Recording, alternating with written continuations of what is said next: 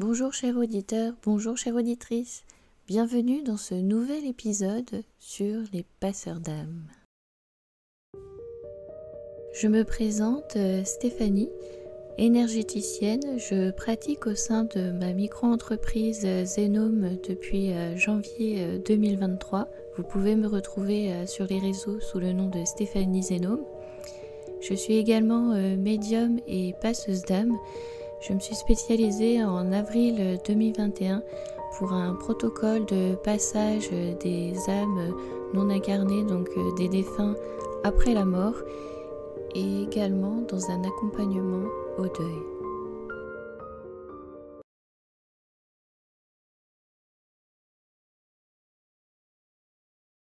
Aujourd'hui, dans ce nouvel épisode, je vais aborder comment j'ai découvert que j'étais passeuse d'âme et comment ça s'est passé par la suite pour moi. Donc c'était lors d'un cercle des 13 gardiennes où j'étais en tant que participante, où on m'a apporté l'information que je devais être passeuse d'âme.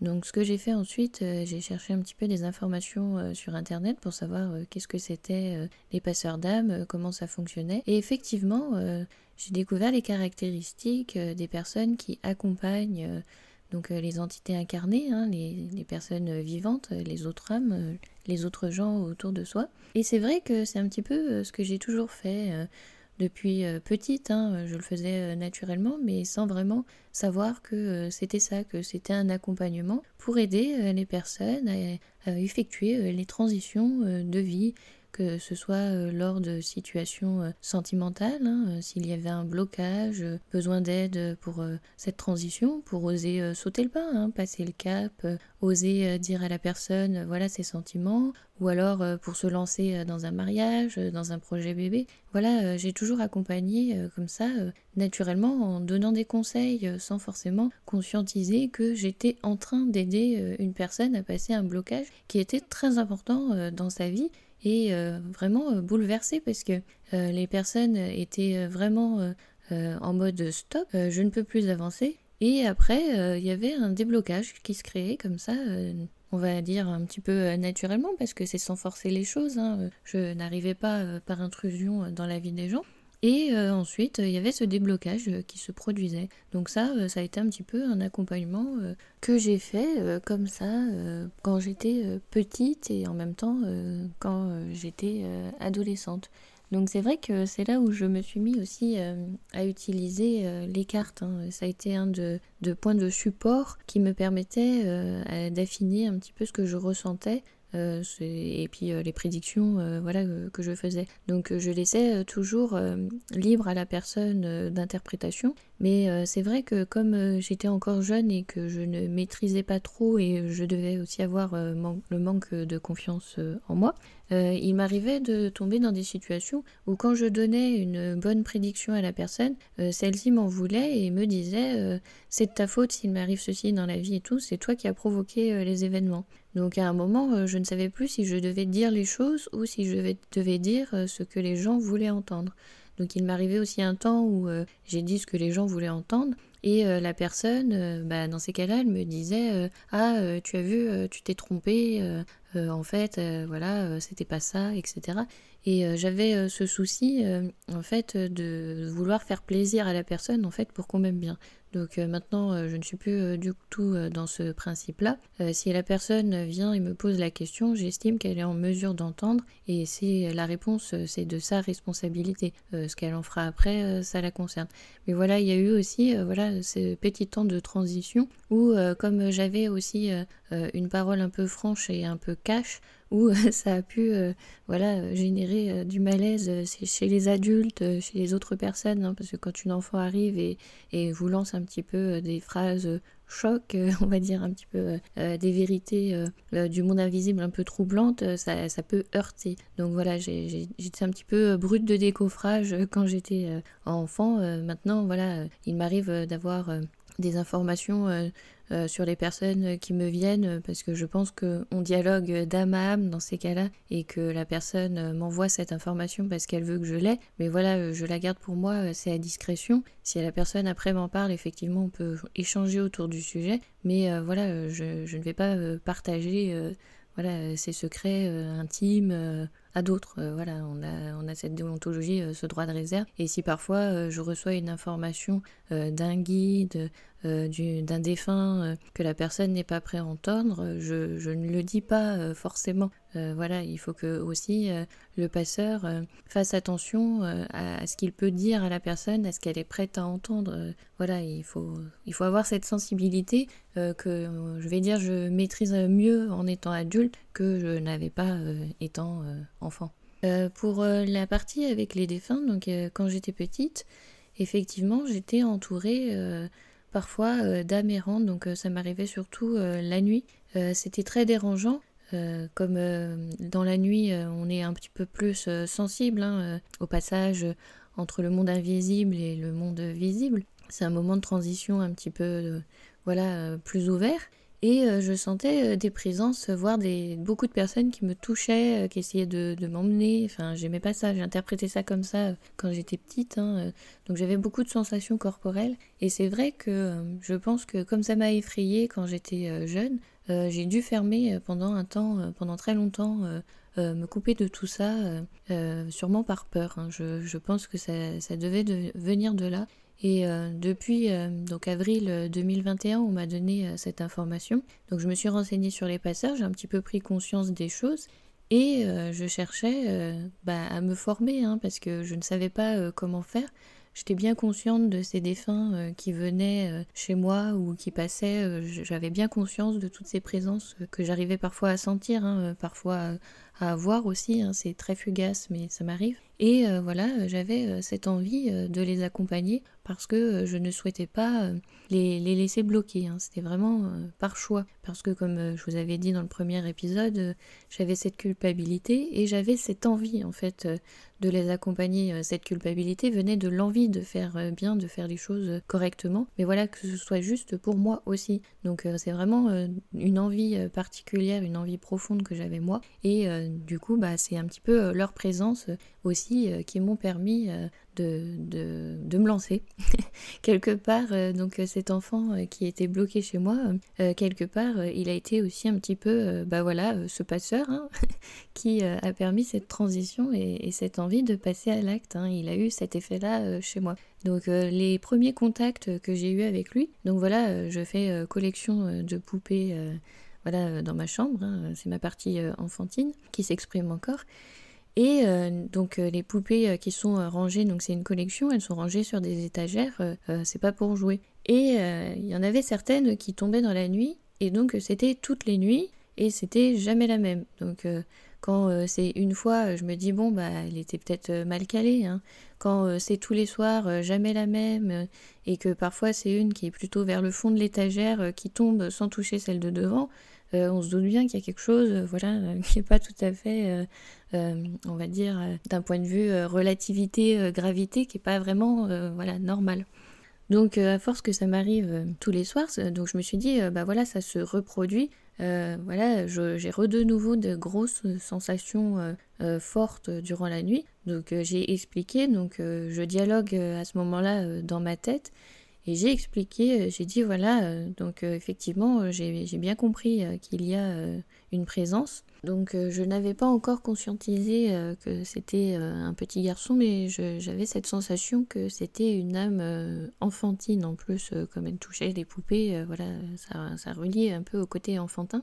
Et je lui ai dit donc dans ma tête, j'ai compris qu'il y a une présence, qu'il y a quelqu'un qui est là, mais moi la nuit je souhaite dormir calmement et être dans le calme.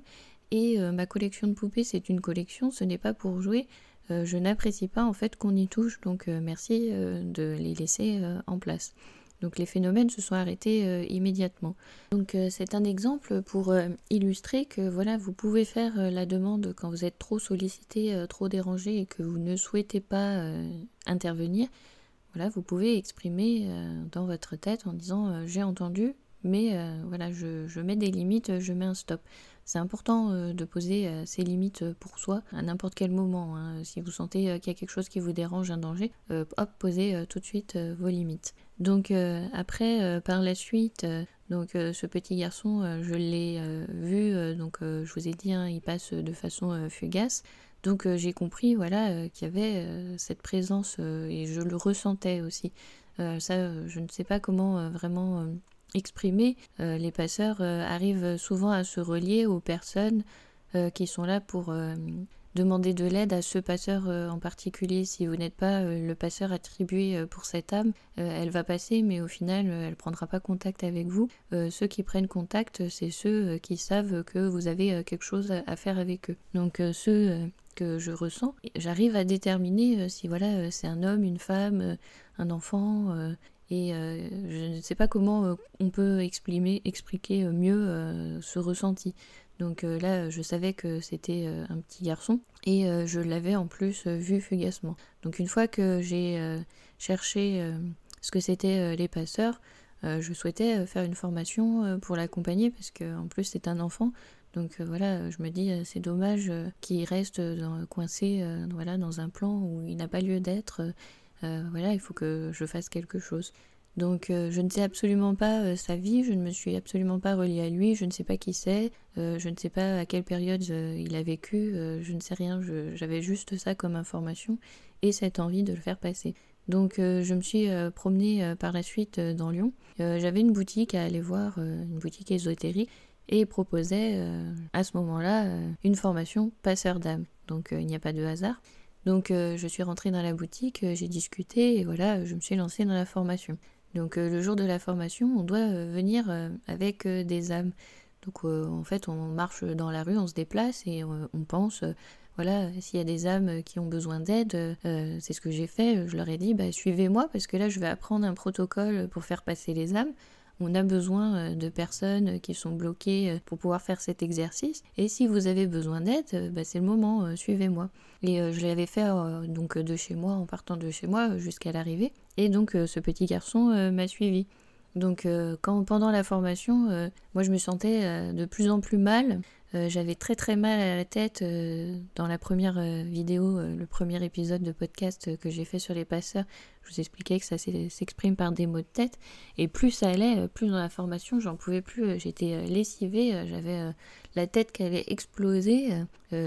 Franchement, j'étais très très très mal. Et on a un exercice voilà, pour mesurer le taux de vitalité, taux vibratoire. Et quand elle mesure mon taux de vitalité, parce qu'on faisait l'exercice à deux, donc j'étais à peine à 20%. Donc l'échelle est de 0 à 100%, 20%. C'est plutôt pour les gens qui sont très très mal, voire dans le coma ou mourants. Donc je me suis dit, bah super, je vais à une formation de passeur et en fait c'est moi qu'on va faire passer, je suis en train de mourir quoi. En gros c'est ce qu'on est en train de me dire. Donc pas de panique, hein, gardez votre discernement. Rappelez-vous qu'à ce moment-là, voilà, on est en train de tester, on est en train d'expérimenter. Donc si vous n'arrivez pas tout de suite à voir le taux de vibratoire, le taux de vitalité, s'il n'y a pas des concordances, bah voilà, faites-vous confiance, testez plusieurs fois, enfin voilà, ne paniquez pas en vous disant c'est la fin pour moi. Donc ce n'était pas le cas, hein, ce n'était pas la fin pour moi, hein, puisque je suis encore ici en train de vous parler. C'est tout simplement parce que j'avais ramené 4 personnes. Donc j'avais 4 personnes autour de moi qui étaient en train de manger littéralement toute mon énergie. 4 personnes, c'est vraiment beaucoup collé à quelqu'un. Parce que bon, quand vous croisez des âmes errantes dans la rue, vous les croisez, ça ne veut pas dire qu'elle va pomper votre énergie, qu'elle va se coller à vous. Hein. Elle est dans son plan, voilà, elle marche, elle conscientise peut-être même pas votre présence, comme vous ne conscientisez pas sa présence. Mais là, j'avais 4 personnes qui s'étaient accrochées à moi, parce que je leur avais dit de venir. Donc j'avais 4 personnes qui me pompaient. Donc d'où ces maux de tête plus que horribles. Je crois que c'est vraiment le mot de tête que j'ai eu le plus fort. Rien ne faisait. J'essayais de boire parce que je me disais je suis peut-être déshydratée. J'essayais de boire beaucoup d'eau. J'essayais l'amande poivrée. J'ai tout essayé et plus ça allait et plus ça montait. Et je me suis dit oh là là, je sais pas comment je vais finir la fin de la journée de la formation, mais je vais être carpette. Et ensuite, donc on a fait ces exercices de test taux vibratoire avec le pendule. Donc c'est là où j'ai appris aussi ma convention. Je pratiquais déjà le pendule quand j'étais petite. Hein, j'ai mon pendule depuis mon enfance. Donc c'est un cristal de roche. Et on a fait ensuite le protocole. Donc au début, c'est le formateur qui nous a montré comment on faisait le protocole et j'ai vu une partie de ce qu'il nous a expliqué et j'ai vu donc les âmes passées, comme un petit peu des petites formes de bulles d'énergie bleue. C'était vraiment très joli, c'était émouvant, voilà. Donc c'était une particularité, voilà, mon troisième œil était ouvert à ce moment-là, j'ai vu ça. Et quand j'ai tourné la tête de l'autre côté, j'ai vu le petit garçon qui était dans les escaliers. Et donc après, j'ai su que quand on a fait le passage, pour moi, on a fait passer les 4 personnes qui étaient collées à moi. J'ai su voilà, qu'il avait enfin rejoint la lumière, qu'il avait continué son chemin. Quand je suis rentrée à la maison, effectivement, il n'y a plus sa présence. Donc voilà, il a été un petit peu... il a eu aussi ce petit rôle de passeur d'âme chez les défunts pour débloquer le passeur d'âme qui était ici. Voilà, il a joué ce petit rôle-là. Et le fait qu'il soit parti, c'était vraiment émouvant, c'était chouette, c'était intense.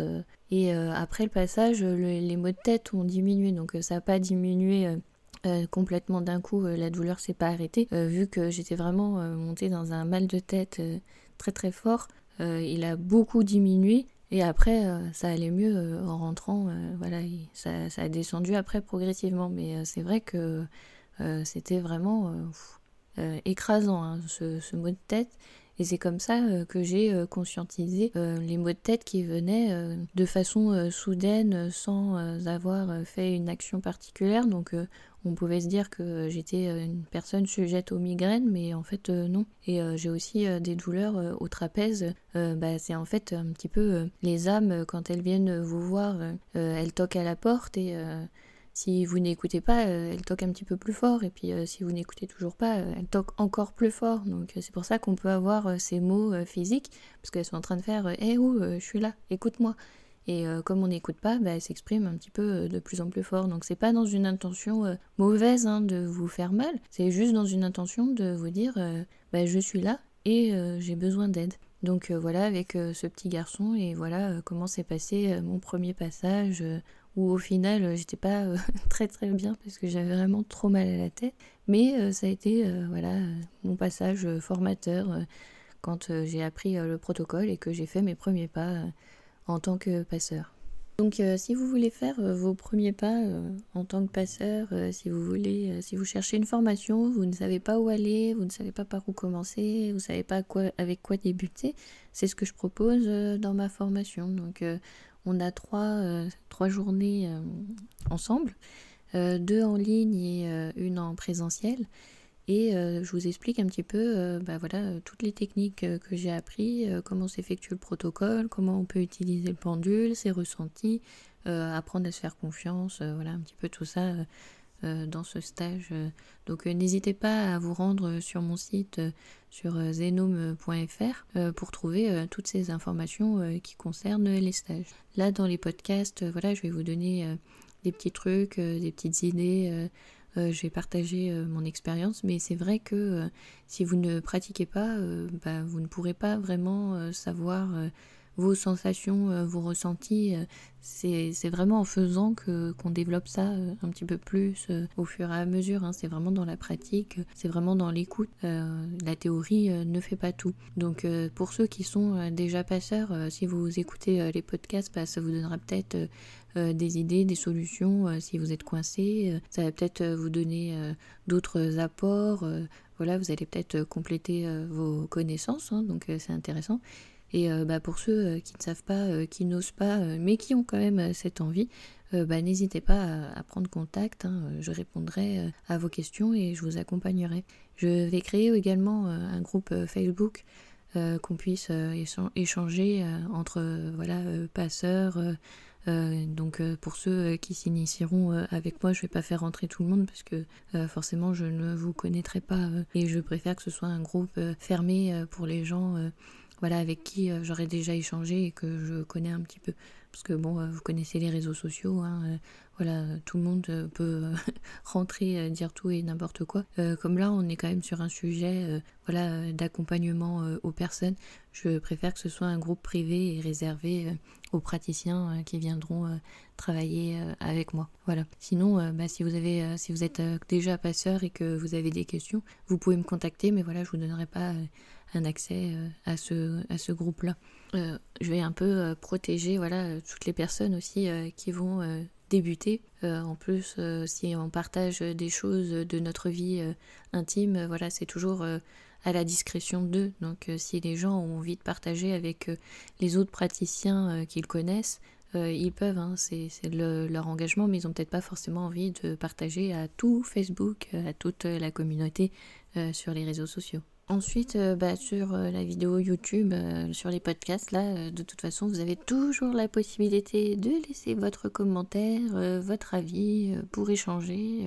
Profitez-en, on peut utiliser ce format-là. N'hésitez pas à liker, à partager pour que je me fasse connaître aussi. Hein, si vous connaissez des gens qui sont médiums, clairvoyants, clairaudients, etc., qui souhaitent travailler avec les entités non incarnées, mais qui ne savent absolument pas comment faire, n'hésitez pas à leur indiquer mon podcast, à leur indiquer ma chaîne YouTube, à leur indiquer mon site.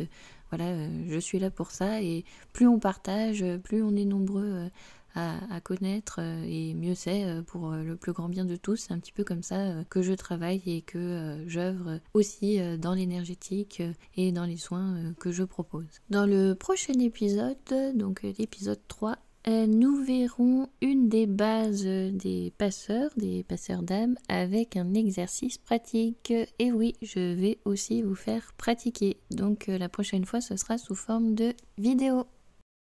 Je vous remercie pour votre écoute et je vous dis à bientôt.